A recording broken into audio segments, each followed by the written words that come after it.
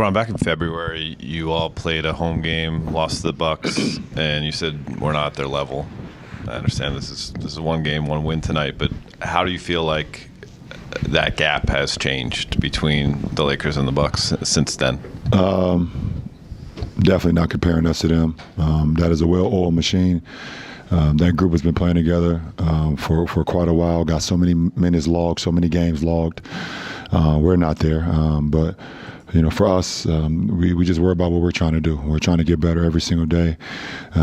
We want to play complementary basketball on both sides of the floor and continue to be, great for one another out on the floor. And I think tonight we did that. LeBron, pregame I asked Darvin what was the one thing that he took most from Bud, and he said it was FIO, figure it out. It was like sort of the mindset. We have scrutinized the fit between you, Russ, and AD all sorts of ways now for a season and a quarter, but where are you guys at in the figure it out process, and does a night like tonight, when the three of you guys play at that level against a team playing at that level, give confidence that there is a solution to like the figure it out process for you three? Yeah, I think what I said before the season, even with all the narrative, I said that it's hard to judge what me, AD, and Russ can do because we just haven't played many games. I think it was before the season started, I think it was 21 games we played last year together, and that's just not enough to be even critical or to say, okay, this can work, this can't work. So, what we've done is just put our head down and trying to get better every day for each other. But I will say, I feel like tonight was the most complimentary and the best game for all three of us on the floor together that we've played. I think just on both sides of the floor. We all felt in a good rhythm. We all felt like we was making impactful plays throughout the whole game. And obviously, Russ, that impactful play at the end that involved all three of us, but it started with Russ diving for a loose ball. Started there, first man to the floor. Me being able to track it down and then setting up AD for a dunk. It was just a huge play. Has Russ's role changed to the bench? And some, Darvin was talking about the joy he's seen Russ play with.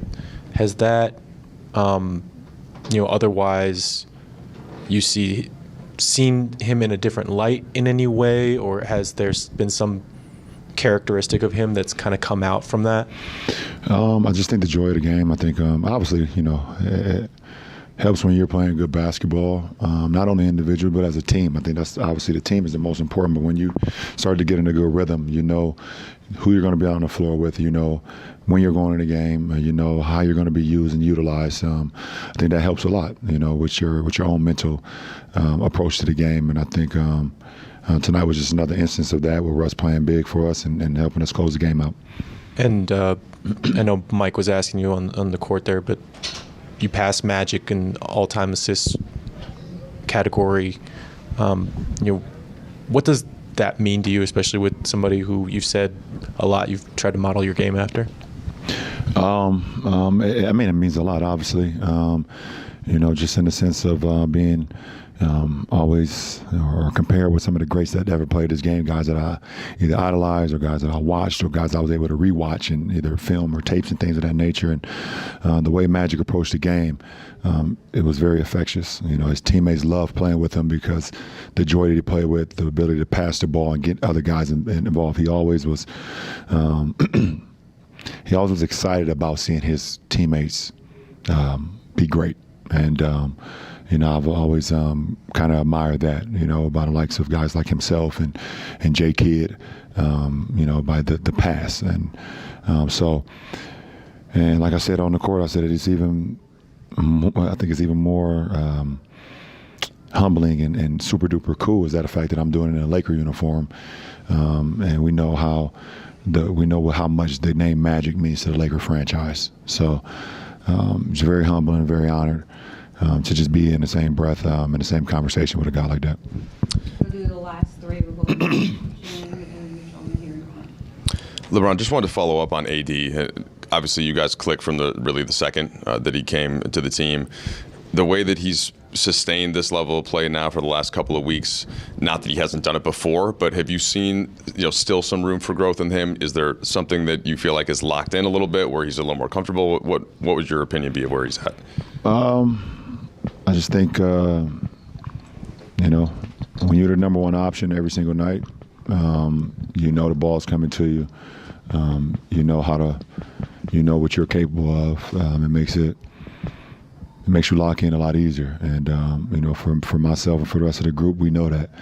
We know it's our job every night to get AD going, get him involved, get the ball to him, and then it's AD's job to be assertive. And he's just been doing that, and we love it. Hey, LeBron, Jim Ozarski, Milwaukee Journal-Sentinel. Sort of a broader question on Giannis. He has talked about getting over himself as an individual, meaning it's not so much about his stats or individual accolades. Just curious, when you've gotten to that point and you've kind of won it all, had those sort of awards, how necessary is it to find that piece, I guess, as a player, and then where can that then take you once you've done that? I think when you get to the point where you understand that team success and you putting in the work, that individual accolades and individual achievements will happen organically by the byproduct of your team being great and you putting in the work, then it's a lot easier for you not to care about yourself individually. It's easy to be able to just go out and play the game that you love and play it for the main thing, and the main thing is to win and to make an impact. And how can you impact the game while you're on the floor for not only for your teammates, but for the franchise that you're with. And I think I don't know what year that my mindset changed in that, and it's very cool to hear you say that about Giannis, because when you put in the work, the basketball guys will take care of you. And obviously, from the moment that he got here, I think it looked like he was about 6'10", about 190 when he first got here. Now he about 6'11", 245, 250. I mean, and his game continues to get better and better and better. It's just a tribute to him and also his, the people around him. Obviously, I mean, his family is pretty amazing. He has an unbelievable support system, and that definitely helps. When you got a great support system around you, that really, really helps, and he does. Last question. Hey, LeBron. I'm sticking with Giannis. As someone who's been around for his entire career, I'm curious. You mentioned physically he's grown, but on the court, I'm just curious. What do you remember playing against him earlier in his career compared to who he is now? Well, I mean, obviously, just his strength. He's gotten stronger and stronger from the moment he was drafted. So that's one. But also, he understands the game. He understands the game. He understands angles. That's a treat. It's a treat to watch from afar. It's a treat to play against. I've always loved playing and battling against guys that gets better and better and better throughout their career. He's one of them. KD's another one. Jimmy Butler is another one. And these guys just get better and better and better.